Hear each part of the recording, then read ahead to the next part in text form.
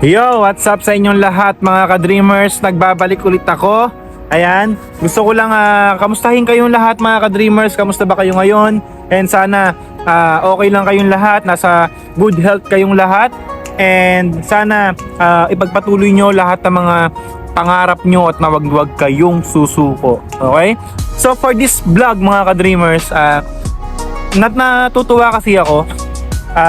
Natutuwa na nagtataka at some point na dun sa last video kasi mga ka-dreamers, sabi ko dun sa vlog ko is 25 Canadian dollars is makakaipon ka na and malaki na yon. Okay? Generalize mga ka-dreamers, dahil sa mga nabasa kong mga comments like meron nga daw $17, $18, okay na daw sa kanila yun, nakakaipon daw sila. Meron nga daw minimum lang nakakaipon daw sila. Okay? Which is nabibili rin nila yung mga pangangailangan nila. Which is nakakatuwa kasi 'di ba? Ang goal ko kasi dito mga ka-dreamers is to spread good vibes sa atin na parang hindi mo kailangan ng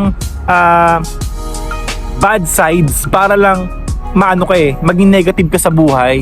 Hindi mo kailangan ng maging negative para hindi magpatuloy. Alam niyo 'yon mga ka-dreamers.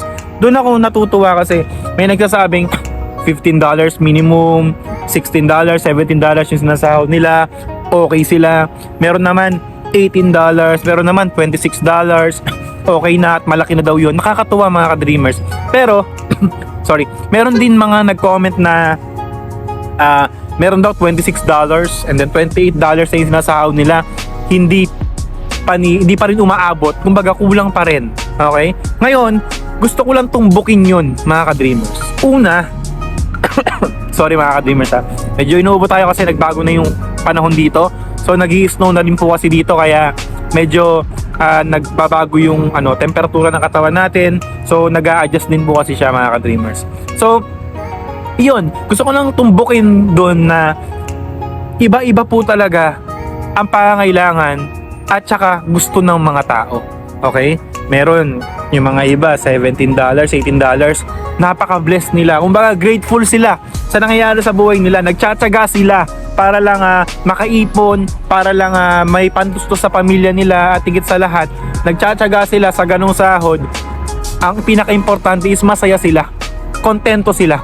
Yun yung pinaka-the best doon mga ka-dreamers. Wala ka nang ipapaliwanag doon kasi kontento sila eh. So napakaganda, napaka-positive, di ba? So dun naman sa mga nagsasabing $26 or $28 or $30 daw yung sinasahod nila, hindi pa rin sapat dahil yun nga po, may nag-comment kasi na dahil mayroon silang mortgage, meron din po silang binabayarang insurance sa sasakyan, binabayaran din po nila yung sasakyan nila. Yun nga po, and pinaka-the best na yun, nagbabayad din po sila ng bahay. Wala pa po doon, labas na po natin doon yung grocery, yung pagkain, syempre yung mga pangangailangan din nila. Malay nyo naman po is may mga binibili sila na mga kung ano-ano na hindi natin alam, di ba? Or yung meron din yung mga yung syempre sinusuportahan din nila yung mga pamilya nila, kaya hindi po talaga magkakasya.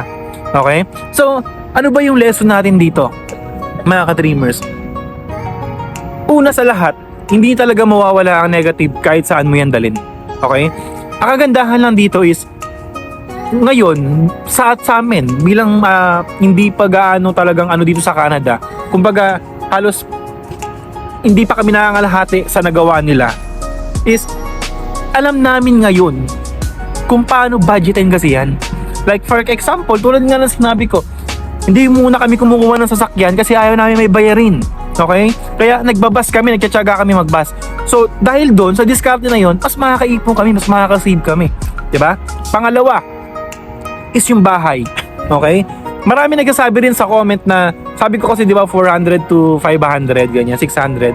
Sa mga nagsasabi po, ang bahay po kasi talaga dito, pag kumuha ka ng isang buong room, is automatic po talaga nasa 1,000 to 1,500. Ganun po kalaki. Pero kami po kasi mga ka-dreamers na nanggaling dito, naka-condo po kasi kami. So tatlo po yan, 3 rooms po yan na tinutuluyan namin and may kasama po kami. Okay? So pumapatak po siya ng mga 1.5 or 1.6 yung 3 bedrooms. Pero ang kagandahan po kasi may sarili ka ng kitchen, okay? Meron kang 2 CR at higit sa lahat is Yung lutuan mo, komportable, lahat meron, lahat nandun. Libre ang kuryente, libre ang tubig. Okay, meron ka pang privacy sa sarili mong kwarto. O di ba? Imbis na mag-rent kami at magbayad kami ng halagang 1.2 to 1.3 na sa isang kahit basement pa yan o kahit sabihin mong isang one bedroom yan mga ka-dreamers, isipin nyo 1.2 sa 1.3, tapos ang binabayaran lang namin 500, di ba? $700 to $800 po yung matitipid kapag ka nagtiyaga ka, di ba? So ganun po dumiskarte. Alam yan ng mga nasa nag-a-abroad. Wala naman yan kung dumating ka dito sa Canada, naka one bedroom ka eh. Wala yun sa ganun. Kaya ka pumunta dito is dahil sa pera. Pera po talaga. So wala tayong choice kundi gumiskarte, magtipid. Eh komportable naman kami, hindi kami nagbabayad ng tubig, hindi kami nagbabayad ng gas, okay, ng kuryente. So, room lang binabayaran namin. Komportable kami, nakakondo pa kami. And nagit sa lahat, may privacy pa. Di ba napakaganda nun mga ka-dreamers? So, wag ka muna kumuha ng sasakyan. Pagdating mo dito, magtiyaga ka muna sa magbus kung kaya naman, malapit naman yung trabaho mo. Pangalawa is, kung may makakita ka ng sharing, bakit hindi? Di ba? Kasi tutulog ka lang naman dyan, papasok ka. Especially kung wala ka pang pamilya.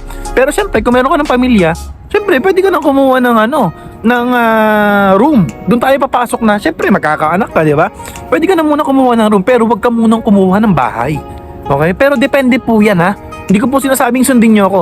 Depende po yan sa kung anong plano nyo. Depende po yan sa kung anong balak nyong gawin. Okay?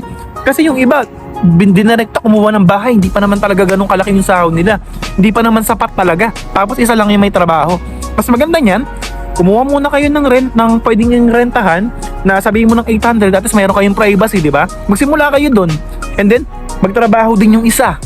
So at least doon, nasusustain yung pambayad ng bahay, nakakaipon pa habang wala pang anak. O kung may anak naman, syempre, kailangan po kasi talaga, alam niyo naman, kapag magulang na, talagang lalo kang maghihigpit ng sinturon, di ba? Lalo kang maghihigpit ng bulsa para lang lahat maganon. So, hindi ko masisisi yung iba kung sinasabi nilang hindi pa rin yung sapat. Masaya naman ako kasi naiintindihan ako ng iba na sapat na yun at nararanasan nila yung good vibes na nararanasan ko dito, di ba? So, sa lahat ng mga ka-dreamers natin dyan, kailangan lang po talaga nating magtiyaga, magtipid, magsumikap, at higit sa lahat mga ka-dreamers is yung maging madiskarte po tayo. So kung maging citizen ka dito, mag-PR ka, maging citizen ka, then kumuha ka pa ng isang trabaho or mag-upgrade ka. Okay, para mas tanong tumaas yung sahod mo. And then once makaipon ka, mag-business ka. Yun po dapat, mag-business ka, at higit sa lahat mga ka-dreamers, yung pagbi-business mo na yun is magbunga, edi mas maganda, di ba? Mag-invest ka ng property, mas maganda. Mag-invest ka ng property na tingin mo kikita, na pangangailangan ng mga tao para kumita ka. Para at least, sa susunod, hindi mo na kailangan mag-double job. Or kung gusto mo na mag-retire, may business ka, may apartment ka, may farm ka, or kung ano man yung gusto nyo mga ka-dreamers. Ganun lang po yun. Hindi natin kailangan maging toxic para sa ibang tao, bagkus hatakin po natin sila pataas, hindi po pababa. Okay? Okay, wag hatakin, itulak pataas, wag hatakin pababa. Ayan, gusto ko lang i-share sa inyo yun kasi natutuwa ako. Maraming salamat po sa lahat ng mga ka-dreamers ko na sumusuporta sa atin. Sa nagsasabing nai-inspire kayo, sa nagsasabing pagpatuloy mo yan, sa nagsasabing maraming salamat kasi nagkaroon ako ng idea, sa mga nagsasabing sobrang solid nung vlog mo, nakakatuwa, napaka-informative. So, maraming salamat po sa inyo. Kayo po yung dahilan kung bakit ako nagpapatuloy. Kaya mga ka-dreamers, maraming salamat po sa inyong lahat. Huwag niyong kalimutan i-follow ang Emmanuel Ibido sa YouTube kung may mga gusto pa kayong videong mapanood at para kung malaman nyo rin kung paano mag-apply dito sa Canada, okay? Maraming salamat sa inyong mga ka-dreamers. Spread the good vibes. God bless you all. Walang susuko. Okay? Peace, yo.